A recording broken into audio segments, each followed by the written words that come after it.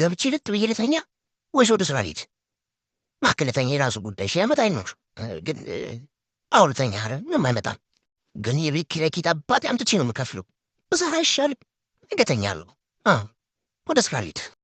እንቅልፍ እንጀራ ይሆናል፣ የቤት ኪራይ ይሆናል። አይሆንም። ቤት ልሂድ ወደ ስራ።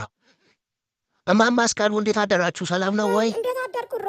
በቃ ወደ ስራ እየሄድኩ ነው። ቤቱን እያያችሁልኝ። እሺ እሺ ሮ፣ መልካም ውሎ መልካም ውሎ። እሺ አመሰግናለሁ። ደህና ዋሉ። እንግዲህ ምንድን ነው ደግሞ እዚህ መምሸት? ምን አገባኝ? ሂድ እዚህ ስንጓተት እኮ ሰዓት ሄደ።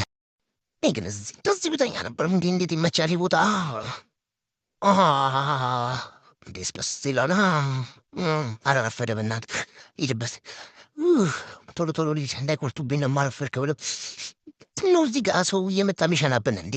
አራግማማችሁ ስፍ ኧረ በለው። እዚህ ጋር ደግሞ እንዴት ነው የሚገመው? በእናታችሁ ሰው ቤት በኩል ስራ ሄድ እንድቅር እንዴ?